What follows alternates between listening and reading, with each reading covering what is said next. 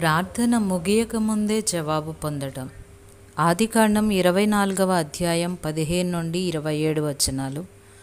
అతడు మాటలాడుట చాలింపకముందే, అబ్రహామును నా యజమాని దేవుడైన యెహోవా స్తుతింపబడునుగాక, ఆయన నా యజమానునికి తన కృపను తన సత్యమును చూపుట మానలేదు అనెను. యథార్థమైన ప్రతి ప్రార్థనకి ఆ ప్రార్థన ముగియకముందే జవాబు దొరుకుతుంది. మనం మాట్లాడుట చాలించకముందే మనవి అంగీకరించబడుతుంది. ఎందుకంటే దేవుడు ఎప్పుడో మాట ఇచ్చాడు. క్రీస్తు నామం పేరట, అంటే క్రీస్తుతో ఏకమై ఆయన చిత్త ప్రకారం విశ్వాసంతో మనం అడిగినవన్నీ అనుగ్రహించబడతాయని. దేవుని మాట నిరర్థకం కానేరదు.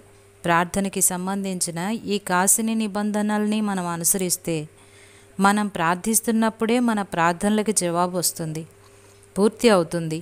అది ఇహలోకంలో మన కంటికి కనిపించడం ఆలస్యం అయితే కావచ్చు.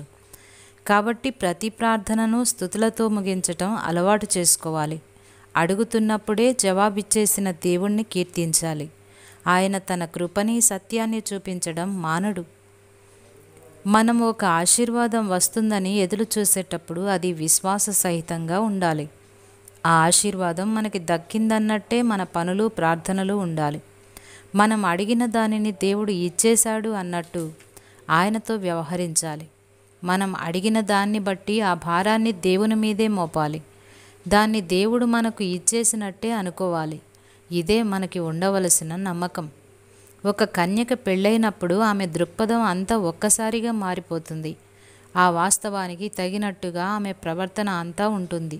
అలాగే మనం క్రీస్తును మన రక్షకుడిగా, పరిశుద్ధపరిచేవాడిగా, బాగు చేసేవాడిగా, విడిపించేవాడిగా స్వీకరించినప్పటి నుంచి ఆయన మీద మనం ఎలాంటి ఆశ పెట్టుకున్నామో దానికి తగిన రీతిలో ఆయనకి స్థానం ఇవ్వాలని క్రీస్తు కోరుకుంటాడు.